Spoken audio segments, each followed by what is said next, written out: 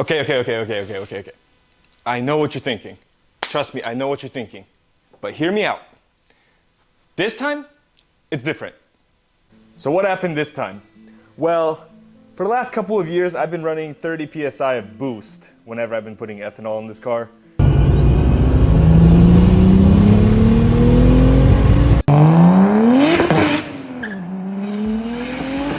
And you know, that's about 2 years, so not bad in my opinion. But that's been on stock internals. So what happened here? Let's go ahead and talk about that and how I diagnosed this. I tried everything. Now, I've recently done a video with whips and trips. I'll go ahead and link that video down in the description below. Uh-oh.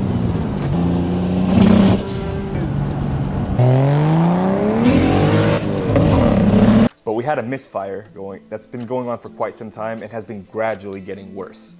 And I tried just about everything to fix it. All of the common fixes to fix a misfire, I've tried. So let's talk about all the steps I've done.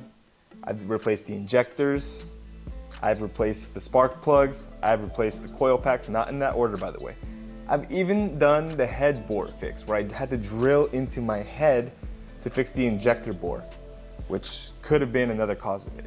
I had perfect compression, I had perfect leak down, I had perfect numbers across the board. However, every single time I got in the boost, it would misfire. I've replaced my wiring harness, I've replaced my reflex wiring harness, I've had my tune adjusted, I've done everything. I went ahead, undid all my timing stuff, and I figured out that one of the head bolts was loose. And by loose, I mean I was able to turn it very easily with a torque wrench. All the other bolts immediately started being really hard to turn, but head bolts on cylinder 5 and 4, I could turn without really any resistance. Oh my god, that's spinning.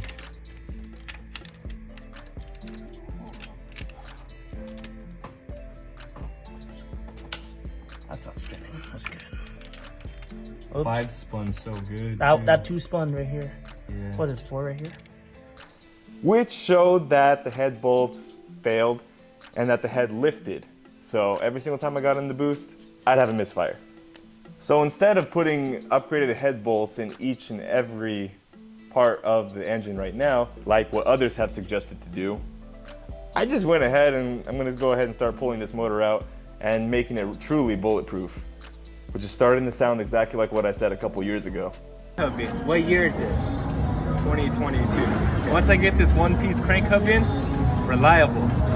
And it'll never do what? It'll never blow again. Okay. Oh boy. If only you knew.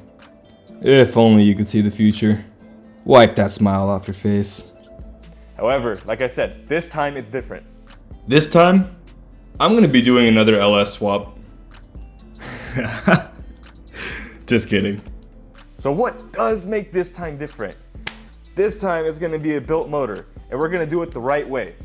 For starters, we are going to be using King Tech pistons and rods. We are going to be closing the deck within epoxy. We are going to be using a lot of used parts that are not the rods and pistons. And I'm going to document it all over again. And before anybody says, dude, don't use those King Tech parts. Don't use those made in China parts. Don't use the epoxy kit. Hear me out. I'm in college. I work full time. This is a hobby. It's always editing videos. Guys, I can afford that. It's okay though. We got this. We got this. We got this. I chose my poison and guess what? I'm gonna stick to it. I'm gonna stick to it. I'm gonna stick to it. I'm gonna stick to it. I do appreciate your time. I cannot wait to see this done, and I can't wait for everyone else to see it too. And I really do hope that I motivate some to do this as well, because if I can do this while working full-time in school for a very hard degree, you can do it too. And I don't want to hear any excuses.